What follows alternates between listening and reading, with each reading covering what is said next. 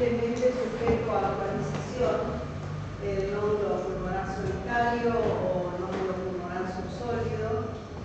Si quieren, yo les paso una lista de los temas que yo voy a dar y pueden elegir a lo mejor, como van a tener clases sobre eso, ¿no? Uno de esos temas que son bastante frecuentes, como el pulmonar, patología intersticial, del pulmón, el nódulo pulmonar solitario, bueno, y algún otro tema así grande.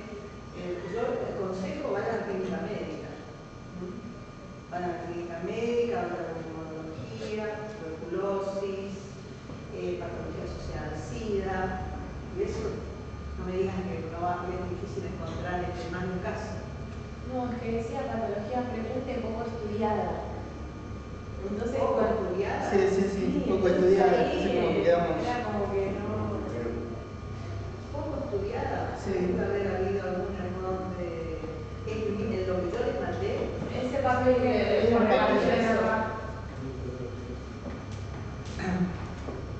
No hay patologías frecuentes que sean poco estudiadas. Claro, ese es el problema. Bueno, después si alguno tiene papel me lo muestra. Yo no creo haber escrito eso, pero después me lo muestra. Bueno, a ver esto cómo se pasa con el de adelante. Adelante y atrás. Y el rojo del láser. Bien.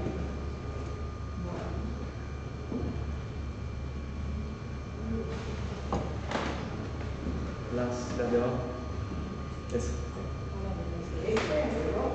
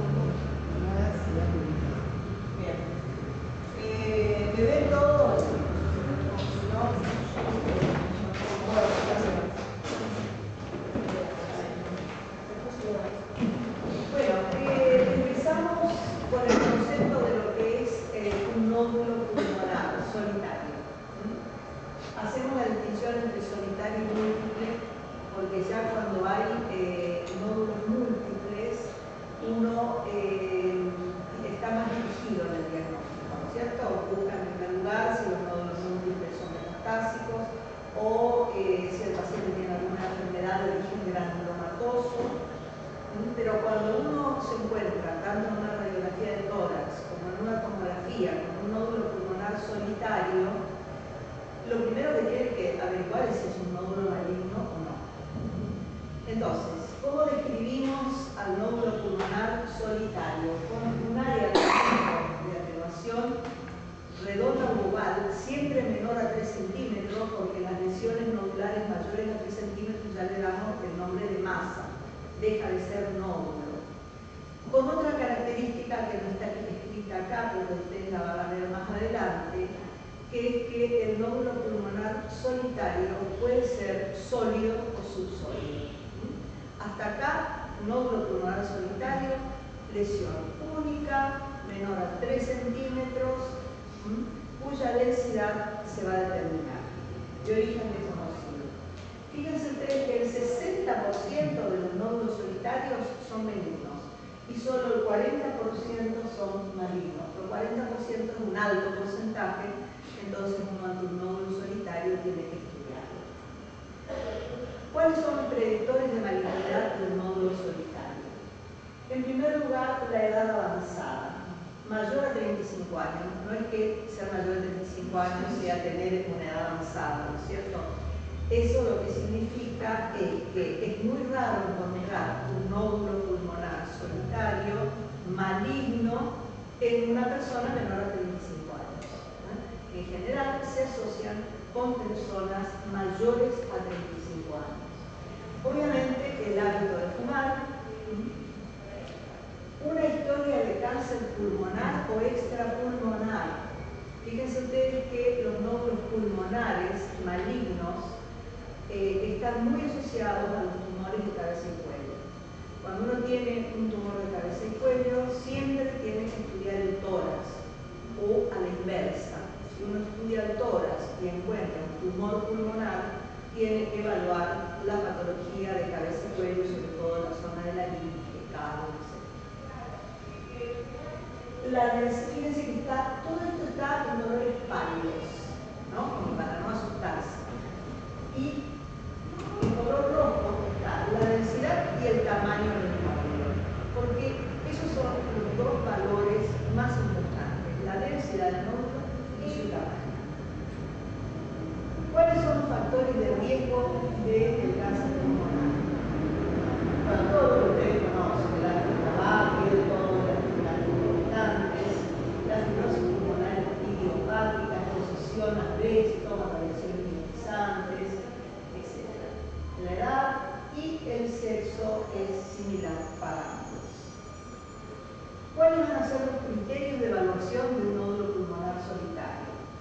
En un color están los que tienen mayor preponderancia y los que tienen menor preponderancia en negro. Fíjense ustedes que por orden de importancia tenemos la densidad del nódulo, luego viene el tamaño o la volumetría, el tiempo de evolución del nódulo, sus márgenes, la asociación con un tumor de cabeza y cuello y su localización. Y con menor preponderancia, la relación con un vaso o el bronquiolograma, el citobronquiolo, el comportamiento dinámico, las calcificaciones en presencia de nódulos satélites. Bueno, la densidad del nódulo. Lo primero que nosotros hacemos cuando encontramos un nódulo pulmonar es tomar su densidad. Si el nódulo es sólido, ¿cómo diferenciamos un nódulo sólido de un nódulo subsólido? El nódulo sólido no deja ver el parénquima pulmonar subyacente. Es muy fácil. El nódulo sólido es un nódulo homogéneo, o puede ser heterogéneo si viene un bronquiolograma, una espícula de calcio o un vaso que lo atraviesa, pero no deja ver el parénquima subyacente. Y el nódulo subsólido puede ser de dos tipos: o totalmente patrón en vidrio esmerilado, que eso indica cierto nivel de malignidad del nódulo, o ser mixto, con vidrio esmerilado y un componente sólido en su interior de diferente tamaño. Puede ser 2/3 del nódulo, 1/3 del nódulo, pero ya tiene dos densidades: patrón en vidrio esmerilado y patrón sólido. A eso llamamos nódulo subsólido. Es decir, el nódulo subsólido puede ser totalmente patrón en vidrio esmerilado o puede ser mixto. Este concepto me tiene que quedar clarísimo para seguir avanzando. ¿Alguna duda? Entonces, dos tipos de nódulo, uno sólido, el otro subsólido. El subsólido a su vez puede ser patrón en vidrio esmerilado o puede ser mixto con una parte sólida y una parte con patrón en vidrio esmerilado.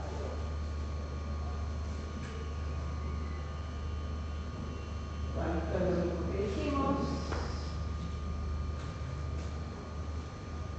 Agregamos a esto que los nódulos pulmonares solitarios, ambos, los que tienen patrón en vidrio esmerilado como los mixtos, pueden ser de etiología benigna, pero también pueden ser un cáncer de pulmón.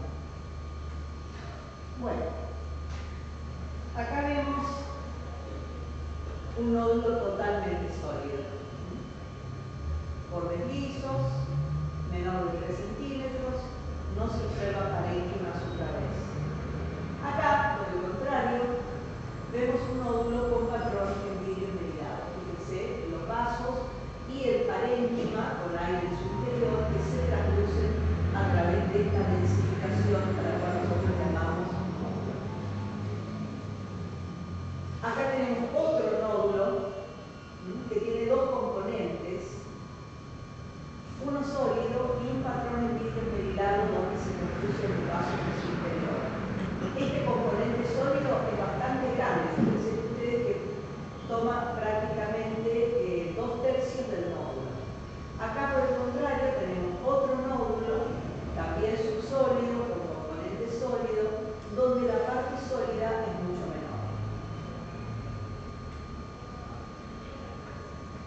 En cuanto al tamaño, fíjense ustedes que los nódulos de menos de 5 milímetros, solo del 0 al 1% son malignos. Cuando superan los 5 milímetros, su frecuencia aumenta sustancialmente. De 5 a 10 milímetros ya hay un 6 o un 28% de malignidad. Y mayores a 20 milímetros hay un 64 a un 82% de probabilidades de malignidad. Tomar el tamaño del nódulo en una tomografía computada es muy variable. En general, los pacientes que tienen un nódulo pulmonar son estudiados en varios centros con varios equipos. Entonces, el diámetro del nódulo muchas veces no es exacto. Por eso se elige para evaluar el tamaño del nódulo la volumetría. Hay muchos equipos que con un software específico aplicado al nódulo dan prácticamente el volumen del nódulo y podemos hacer la reconstrucción del nódulo, ¿no es cierto? Y esto es muy importante porque vamos a poder hablar del tiempo de duplicación del nódulo. Los nódulos benignos tardan más de 2 años en duplicar su tamaño o permanecen iguales durante esos 2 años. Los nódulos malignos duplican su tamaño en aproximadamente 100 días. Entonces, la evolución temporal del nódulo, del tamaño del nódulo y del aspecto del nódulo es muy importante en su seguimiento. Si ustedes ven, por ejemplo, que un nódulo con densidad o patrón esmerilado puro en su control a los 3 meses presenta un centro sólido, ese es un indicio exacto de malignidad. Quiere decir que ese patrón de crecimiento de ese nódulo, patrón esmerilado, a lo cual es un crecimiento de tipo benigno, no invasivo, que se realiza a través de las paredes de los alvéolos y que no invade estructuras adyacentes. Ese tipo de crecimiento se llama lepídico. Entonces, los nódulos en vidrio con patrón esmerilado tienen un crecimiento lepídico. Si en el transcurso de su evolución uno ve que aparece una imagen sólida, ese crecimiento lepídico se transformó a crecimiento invasivo. Y ahí ya las características del nódulo cambian totalmente. Yo le voy a pedir a la doctora que está sentada en la primera fila que no se duerma, por favor. Si tiene sueño, no va a aprovechar para nada la clase. ¿Quiere ir a tomarse un café? ¿Está bien? Bueno, está muy visible como para que no le diga que se duerma. ¿Okay? Muy bien. Sigamos.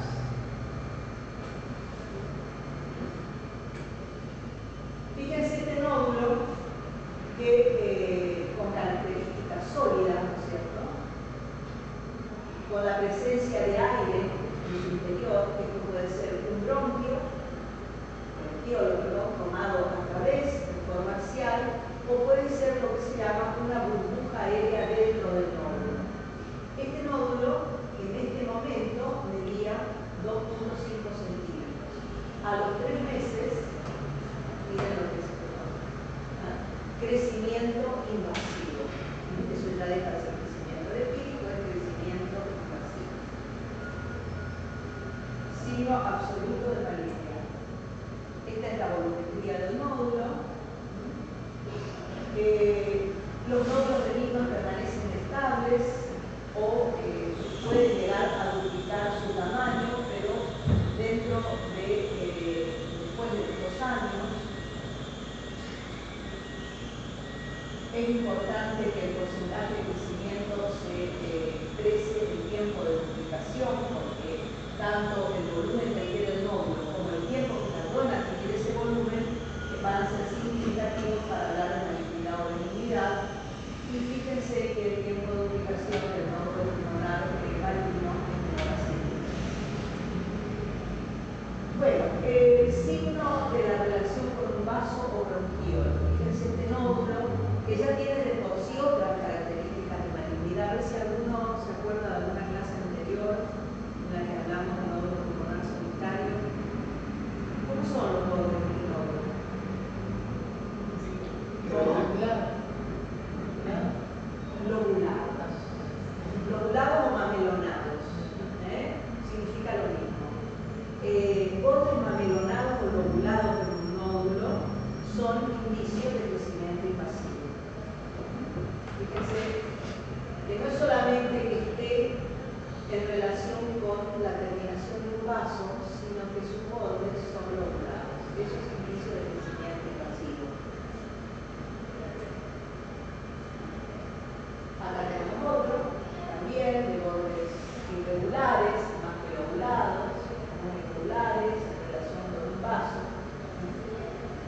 Y estos son los diagnósticos diferenciales.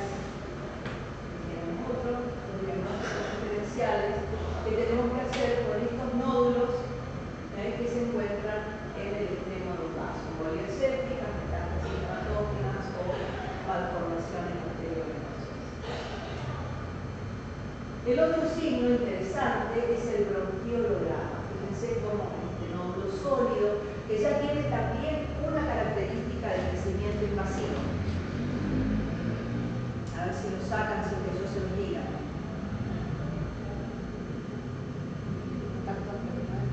Muy bien. Está invadiendo la pleura. Nódulo invasivo. El nódulo está invadiendo la pleura. La base pleural, antiguamente se hablaba de base pleural, de pie pleural. Ahora directamente se habla de engrosamiento de la pleura por crecimiento invasivo del nódulo. Entonces, dos características. Esta es la más importante, su adhesión a la pleura, invadiendo la pleura, y otra acompañando, que es la presencia del bronquiolograma.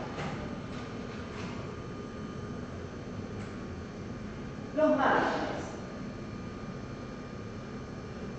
Los bordes lisos de un nódulo hablan más bien de benignidad, ¿no es cierto? Fíjense que hay un 20 a un 30% de malignidad en nódulos con bordes lisos, mientras que hay un 33 a 100% en nódulos con márgenes o bordes titulados, lobulados, es decir, que esta es también más frecuente, no digamos que es un indicio seguro, pero más frecuente, mucho más frecuente en los nódulos malignos.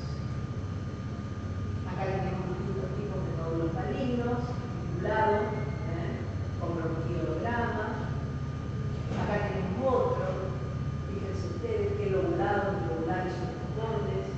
Acá tenemos otro nódulo maligno que en este caso, fíjense ustedes, tiene un componente con patrones bien esmerilados que rodea, no sé si se ve desde ahí, acá se ve bien, y bordes bien lobulados. Por el contrario, este es el mismo nódulo, ¿no es cierto?, de bordes lisos que habíamos visto. Parecería que hay una llegadita de un vaso acá, el piquito que hace, y uno de bordes bien irregulares.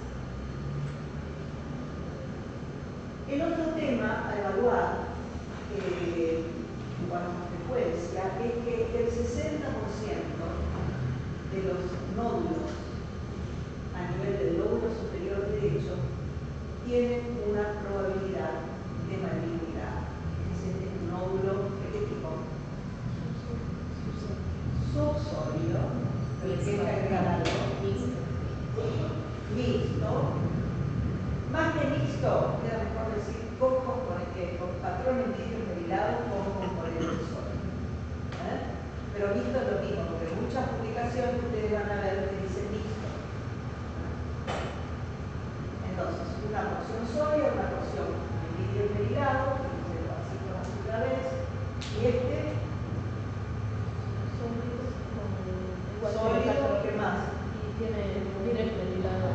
Vidrio esmerilado, tiene bordes irregulares y un contacto está previo. contacto. Bueno, este es un nódulo con sospechas de malignidad que se estudió sin el contraste endovenoso y con el contraste endovenoso. Cuando un nódulo mayor a 1 centímetro, porque si tiene menos de 1 centímetro es muy difícil hacer esto, se lo estudia sin contraste y luego con contraste. El incremento de más de 15 unidades Gaussian en los cortes con contraste también es un indicio, por lo menos, de que es un nódulo muy vascularizado. Uno no le va a poner el sello de que es maligno, porque los nódulos de origen inflamatorio también están vascularizados. ¿Entienden? Pero bueno, sirve como todos aquellos indicios que nos aproximan a un diagnóstico. Bueno, este es un nódulo pulmonar bastante grandecito. Yo creo que podríamos decir que es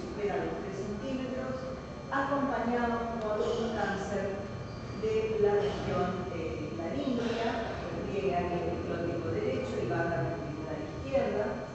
Si ustedes encuentran primero el cáncer en la laringe, tienen que estudiar el tórax y viceversa. Si ustedes encuentran un nódulo pulmonar, es aconsejable examinar el cuello del paciente.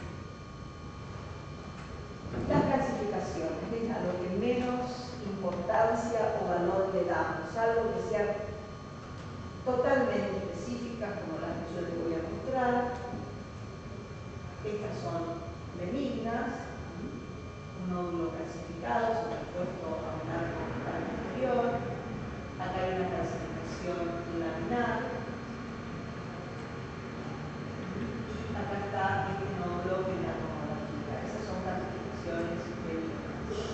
Esta es otra calcificación benigna, característica. En un nódulo, presencia de calcificaciones y presencia de grasa. Eso es típico de los mamapobres. Y acá, fíjense ustedes, tenemos este nodulito de bordes irregulares con una calcificación excéntrica. Una excéntrica.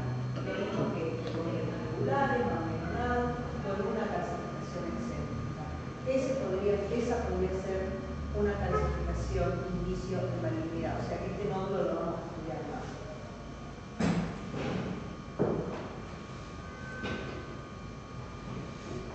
También puede ser que encontremos un nódulo único con múltiples nodulitos a su alrededor. Nódulos satélites se llaman. La presencia de un nódulo dominante, un nódulo satélite, nos debe hacer pensar en un nódulo benigno. Los diagnósticos diferenciales son tuberculosis y coccidioidomicosis. No, esa no es una característica del nódulo benigno. Muy bien, acá viene lo más importante entonces.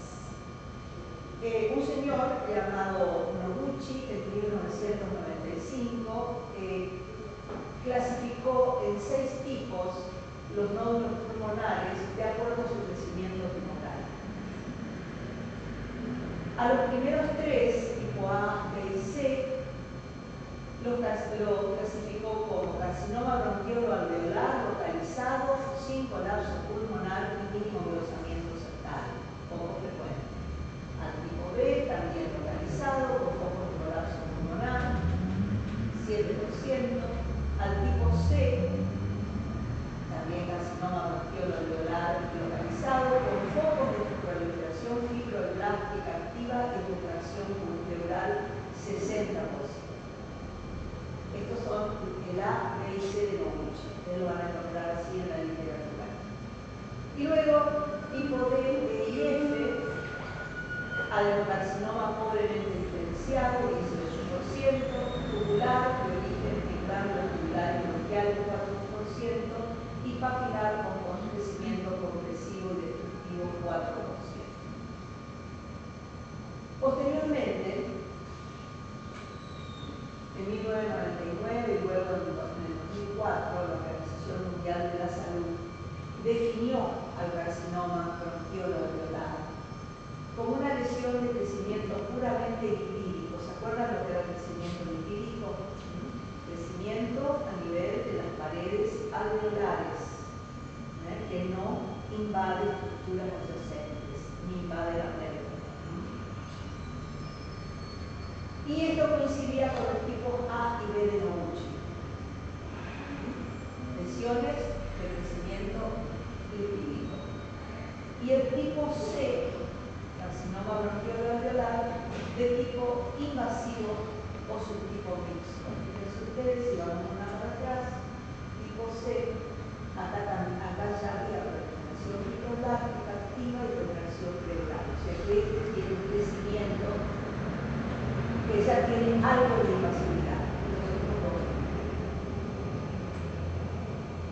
Y también describió el nódulo que tiene patrón embílico merilado puro, al cual se le llamó hiperplasia adenomatosa atípica.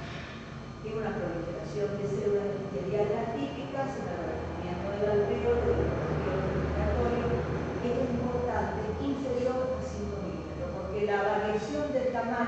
ya le va a dar otras características. En la TC aparece con una opacidad redonda o oval, con patrón en vidrio metilado, sin pípula con interacciones plurales. Es absolutamente clara la hiperplasia adenomatosa típica porque es una imagen con patrón en vidrio metilado inferior a 5 milímetros. Eso tenía que acordarse. Nódulo con patrón en vidrio metilado inferior a 5 milímetros igual a hiperplasia adenomatosa típica. Posteriormente, en el 2011, hay un enfoque interdisciplinario para clasificar el adenocarcinoma del pulmón. ¿Se lee o no se lee? ¿Sí? Y acá se compara las clasificaciones de la OMS con las clasificaciones de esa reunión interdisciplinaria. La clasificación de la OMS, las lesiones preinvasivas se clasificaron como hiperplasia adenomatosa típica y en la interdisciplinaria estas lesiones preinvasivas se dividieron en dos grupos: la hiperplasia adenomatosa típica inferior a 5 milímetros y el adenocarcinoma in situ mayor a 5 milímetros. Esta es la clasificación actual. Entonces, si ese nódulo con patrón en vidrio metilado mide más de 5 milímetros, es un adenocarcinoma in situ. Si mide menos, es una hiperplasia adenomatosa típica. ¿Está? ¿O no? ¿Queda alguna duda? ¿Lo podrían repetir? ¿Alguien con la de Eugenia? ¿Podrían repetir eso nada más? Que si menor a 5 milímetros la imagen de vidrio metilado es una hiperplasia Adenomatosa típica, crecimiento lipídico, por ahí dice lipídico, no invasivo. Elegibilidad, control cada 3 meses. Lo otro, si mide más de 5 milímetros, poco, ya es un adenocarcinoma in situ. Lesión que es extirpable, curable y todo lo demás, por eso es tan importante hacer el diagnóstico. Una pregunta, la lipídica, la controlamos cada 3 meses, pero ¿por cuánto? ¿2 años? Y ya no... 2 años. Después Si crece, si no crece puede desaparecer. y ya, digamos, después de 2 años, Sí. ¿qué sería? La hiperplasia adenomatosa típica, que es inferior a 5 milímetros, no produce preocupación de malignidad. Sí de control, ¿cierto? Porque si en 100 días, en el próximo control, tienes más de 5 milímetros, bueno, ojo, ya es un adenocarcinoma in situ. Por eso se controla. Ahora, el adenocarcinoma in situ, bueno, eso ya es un adenocarcinoma in situ, tiene otro tipo de tratamiento, ¿no es cierto? Después, el carcinoma bronquiolo-alveolar, no mucinoso o mixto de la OMS, el Congreso Interdisciplinario del 2012, yo les puse todo lo que, toda la gente que se reunió para ese congreso. Ustedes tienen que saber que un Congreso Interdisciplinario del 2011, hace muy poquito, fue el que reclasificó, nada más que eso. Lo llamó adenocarcinoma mínimamente invasivo. Es un adenocarcinoma con patrón de crecimiento lipídico, no lipídico, con foco sólido invasivo menor a 5 milímetros. Fíjense ustedes que ya acá estamos hablando no de un patrón en vidrio metilado puro, como hablamos acá. Este es un patrón en vidrio metilado puro que se diferencia nada más por el tamaño. Acá estamos hablando que tiene un foco sólido invasivo, pero menor a 5 milímetros. A eso se le llama adenocarcinoma mínimamente invasivo. Es el grado siguiente a la hiperplasia adenomatosa y al carcinoma in situ. El carcinoma mínimamente invasivo que ya tiene un foco sólido. Muy bien. Y seguimos. Lo que la OMS clasificó como adenocarcinoma invasivos pueden ser de tipo mixto, acinar, papular o mucinoso. A estos también, desde la interdisciplinaria del 2011, lo llamó adenocarcinoma invasivo, y de acuerdo al tipo histológico predominante,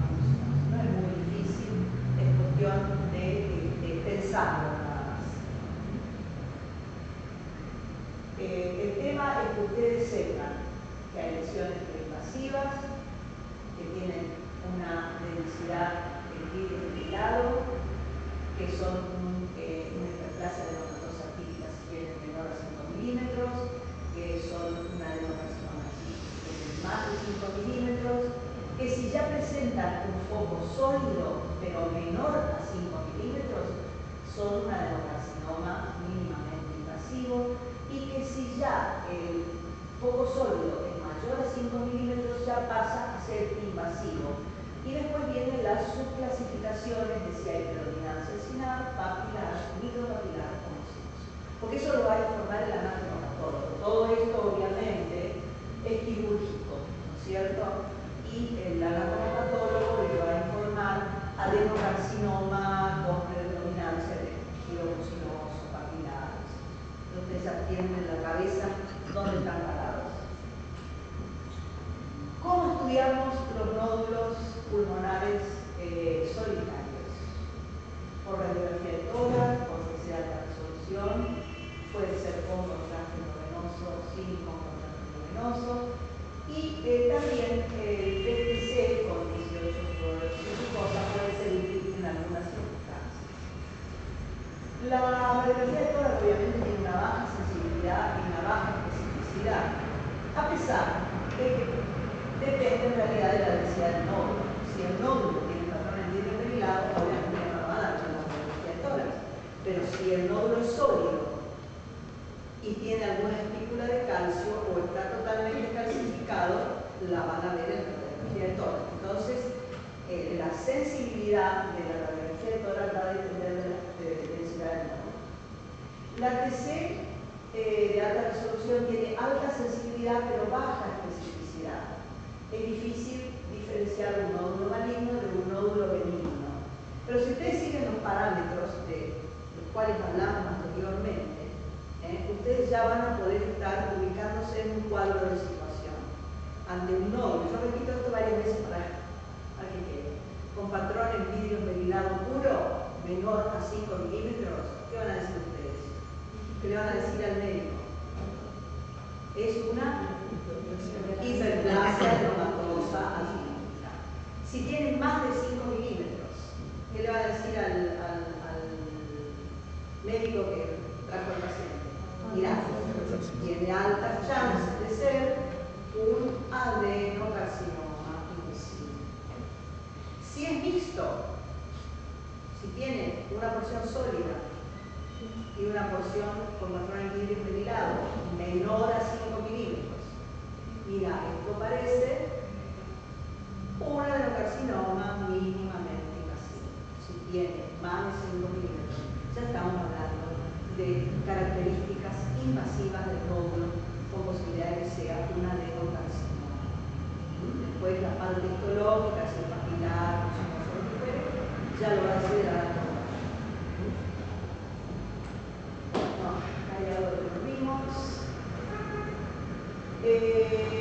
La 18-FDG-PTC. Hay una tendencia al sobreuso del PET, ¿no es cierto? Sobre todo cuando no se conoce cuándo está indicado y cuándo no está indicado. La sensibilidad del PET para nódulos inferiores a 1 centímetro, 0,8, 0,8, 1 centímetros, es muy baja, muy pobre. Prácticamente los nódulos tan pequeños no pueden demostrar nunca su hipermetabolismo cuando uno detecta el radiosótopo, porque tienen poca capacidad. Un nódulo muy pequeño tiene poca capacidad metabólica. Es decir, que va a dar un PET negativo, aunque sea un carcinoma mínimamente invasivo. Entonces, nódulos muy pequeños, uno los controla y a los 3 meses los vuelve a estudiar hasta que superen el centímetro y ahí sí le pide el PET. A ver si son PET positivos o no.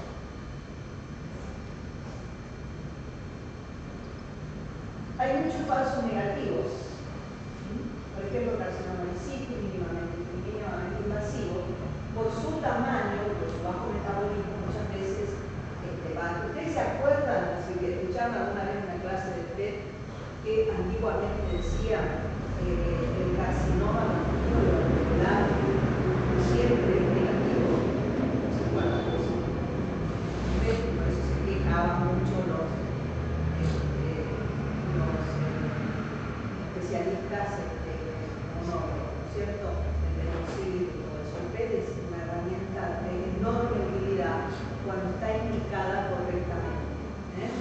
La indicación correcta del PET es utilizarlo cuando corresponde. Entonces, también puede dar negativo en tumores carcinoides, porque tienen muy bajo metabolismo, y en los adenocarcinomas, las metástasis de adenocarcinoma mucinoso. Por ejemplo, si uno ha operado a un paciente de un adenocarcinoma mucinoso de estómago o de colon, el PET no sirve demasiado para buscar sus metástasis pulmonares, porque frecuentemente son negativas. Los falsos positivos pueden ser micosis, tuberculosis, arbovirosis y otras patologías inflamatorias, porque todo tejido que tiene un alto metabolismo, si inflamatorio neoplásico, va a ser ávido del fluoruro de glucosa. También se puede utilizar como herramienta metabólica y guía de biopsia. ¿Dónde metastasiza frecuentemente el adenocarcinoma de pulmón? Bueno, ustedes saben que cuando hacen una tomografía de tórax, ¿no es cierto?, siempre, por costumbre, la llevan a las glándulas suprarrenales. ¿Por qué? Porque la frecuencia de metástasis en suprarrenales es altísima. Así como también a nivel del cerebro, también pueden dar metástasis osteolíticas en huesos. Y fíjense ustedes acá, ¿no?, metástasis ganglionales múltiples.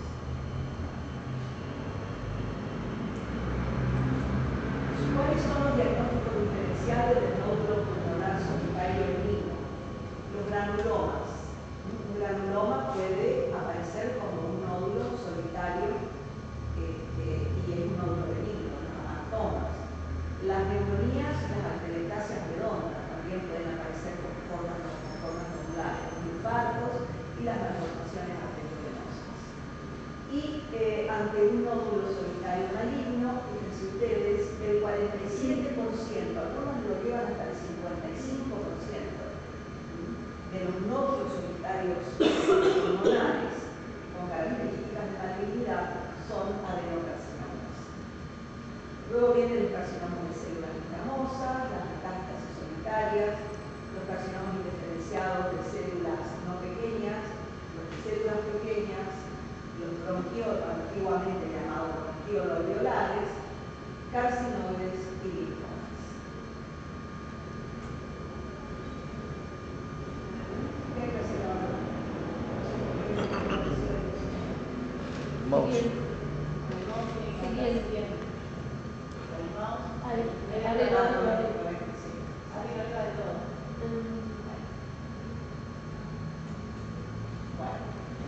¿Cuál es el rol de la tomografía por emisión de positrónicos?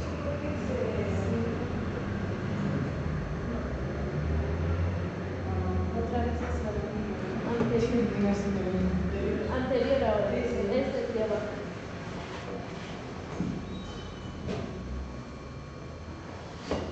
Bueno, como les decía, no debe utilizarse en lesiones menores de 1 centímetro. No es útil en la hiperplasia dermatosa típica ni en el adenocarcinoma in situ, esto ya lo hablamos, por su bajo metabolismo. Es útil en el adenocarcinoma mínimamente invasivo e invasivo y en la evaluación de las metástasis a distancia y la estratificación preoperatoria. Una vez que el paciente está diagnosticado con una lesión pulmonar, ¿no es cierto?, uno tiene que evaluar dónde hay metástasis. Ahí sí es muy útil pedir una y para estratificarlo antes de operar. La sensibilidad y la especificidad, en este caso, cuando está bien indicado, son 96 y 88% respectivamente. Bueno, acá tenemos un nódulo subsólido con características importantes de malignidad, ¿no es cierto?, llegada de los bronquiolos, bordes mamelonados, en algunos casos articulados. Fíjese cómo se está invadiendo los tabiques interalveolares y se está llegando hasta la pleura, un componente del vidrio pelado que lo rodea. Fíjense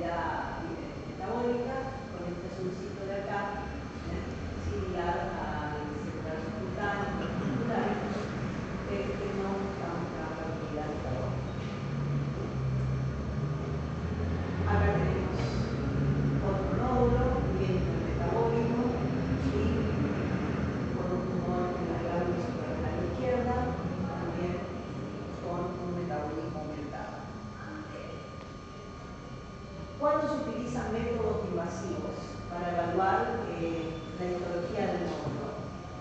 Ante un nódulo de comportamiento maligno o con metástasis para conocer la histología, o ante la imposibilidad de realizar una FDG, PTC o con un PET dudoso negativo. Entonces, uno puede hacer o una PAF, de acuerdo a la localización y tamaño del nódulo, o una broncoescopía, si el nódulo es central, cercano al líquido pulmonar, o una videotoracoscopía asistida si está pegado a la pleura, o directamente el paciente va hacia el canal. ¿Cómo concluimos?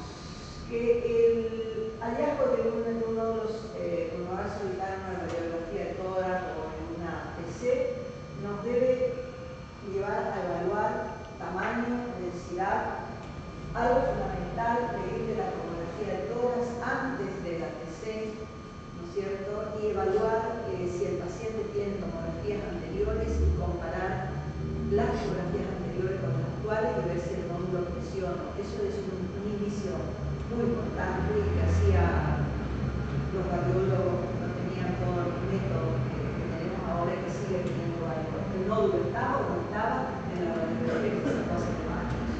Si ya estaba y está igual de tamaño y tiene las mismas características, lo más probable es que el nódulo es benigno. Si no estaba y apareció en el transcurso de estos 2 años, o si estaba en su volumen, bueno, ya hay otra historia, ¿cierto?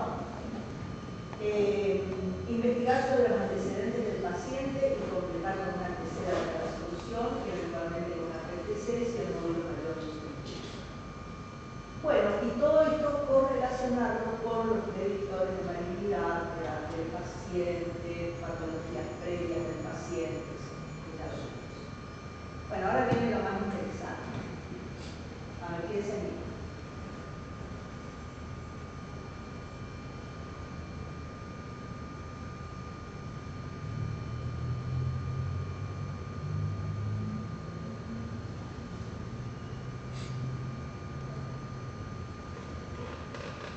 ¿Alguien? Esto nada más que para evaluar si, cómo le diga gracias.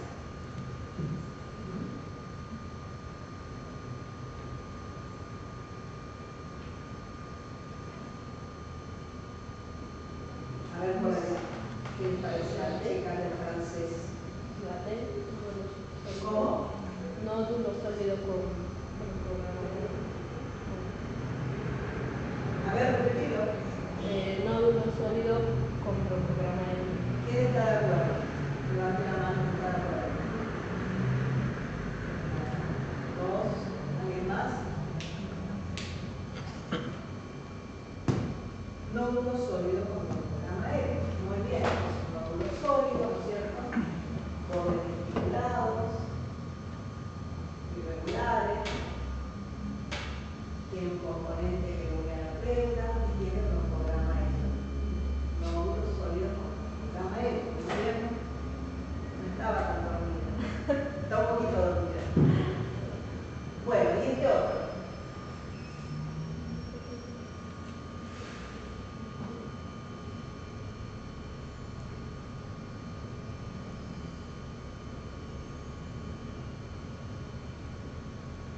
Más difícil, ¿no?